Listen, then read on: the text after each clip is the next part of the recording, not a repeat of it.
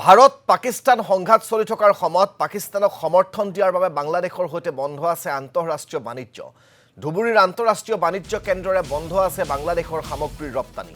বাংলাদেশৰ পৰা অহা সামগ্ৰীসমূহ ভাৰতত প্ৰৱেশত নিষেধাজ্ঞা আৰোপ কৰাৰ পিছত প্ৰভাৱিত হৈছে বাণিজ্য কেন্দ্ৰটো। আমি আপোনালোকক জনাইছো যে ভাৰত পাকিস্তানৰ সংঘাত চলি থকাৰ সময়ত পাকিস্তানক সমৰ্থন দিয়াৰ বাবে বাংলাদেশৰ সৈতে বন্ধ হৈ আছে আন্তঃৰাষ্ট্ৰীয় বাণিজ্য। ধুবুৰীৰ আন্তঃৰাষ্ট্ৰীয় বাণিজ্য কেন্দ্ৰৰে বন্ধ আছে বাংলাদেশৰ সামগ্ৰীৰ ৰপ্তানি।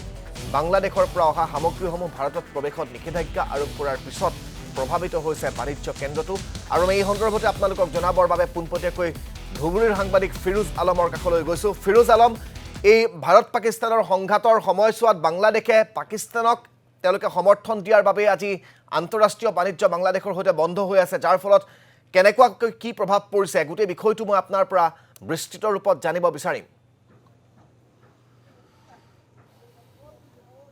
হয় ৰাজদীপ, আচলতে পাকিস্তানী যি মদতপুষ্ট সন্ত্ৰাসবাদীৰ আক্ৰমণত ২৭জনকৈ নিৰীহ লোক পেহেলগামত নিহত হ'বলগীয়া হৈছে আৰু তাৰপিছতে ভাৰতে যি অপাৰেশ্যন সিন্দুৰ চলাবলগীয়া হৈছিল আৰু যি প্ৰত্যুত্তৰ দিব লাগে তাৰ সঠিক প্ৰত্যুত্তৰ ভাৰতে দিছে। আৰু তাৰপিছতে আমি দেখিবলৈ পাইছোঁ যে চুবুৰীয়া ৰাষ্ট্ৰ বাংলাদেশ, যাৰ লগত আগতে এটা ভাল সম্পৰ্ক আছিল, ব্যৱসায় বাণিজ্যকে ধৰি বিভিন্ন দিশত এটা ভাল মধুৰ সম্পৰ্ক গঢ়ি উঠিছিল।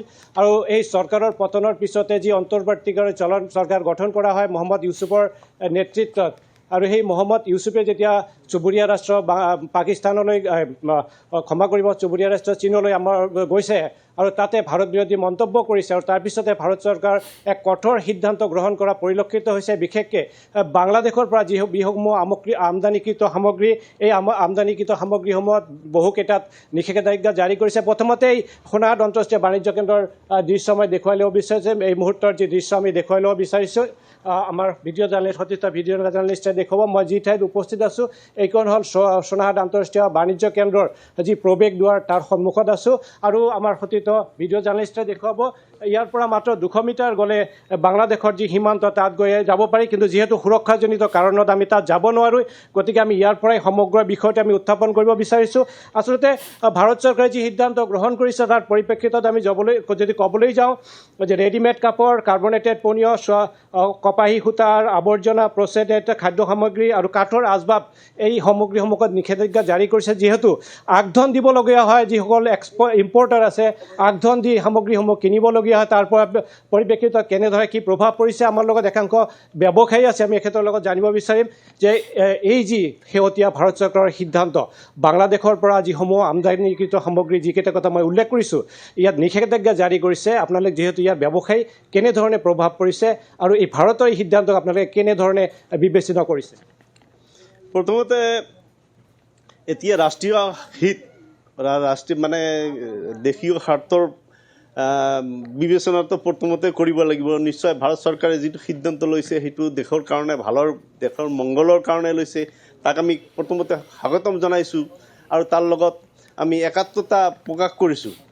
দ্বিতীয়তে কথা হ'ল যে হঠাৎ এনেকুৱা যোৱা 17 তাৰিখে যিটো সিদ্ধান্ত ভাৰত চৰকাৰৰ DGFT, director general of foreign ট্ৰেডৰ তৰফৰ পৰা যিটো সিদ্ধান্ত নটিফিকেশ্যন জাৰি কৰা হ'ল, সিদ্ধান্ত লোৱা হ'ল যে কিছুমান আইটেম আপুনি কোৱা মতে ইতিমধ্যে সকলোৱে গম পায় বহুত কিছু সামগ্ৰী আছে, যিবিলাক সামগ্ৰী বাংলাদেশৰ পৰা ইয়াৰ আগতে এই আন্তৰ্জাতিক বাণিজ্য কেন্দ্ৰ দি আমাৰ অসমত সোমাইছিল।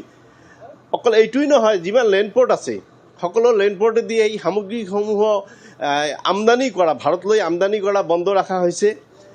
তো হঠাতে তেনেকুৱা এটা সিদ্ধান্ত লোৱাৰ পৰিপ্ৰেক্ষিতত কি হয় যে এইটো এটা প্ৰচেছ চলি থাকে, ইম্পৰ্ট এক্সপৰ্ট এটা প্ৰচেছ চলি থাকে।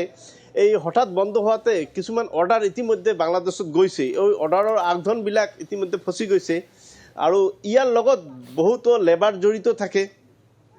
লেবাৰবিলাক এই মালপত্ৰবিলাক আহে নতুনকৈ, আকৌ ইফালে বেলেগ গাড়ীত লোড হয়, লোড হোৱাৰ পিছত এই গাড়ীবিলাক গন্তব্যস্থান বিভিন্ন জেগাত দেশৰ বিভিন্ন স্থানত গৈ পায়। তো এই যিটো চেইনটো হঠাৎ ব্ৰেক হোৱাৰ অলপ প্ৰভাৱ পৰিছে। ধন্যবাদ জ্ঞাপন কৰিছোঁ ফিৰোজ আলম এই মুহূৰ্তত সবিশেষ জনোৱাৰ বাবে।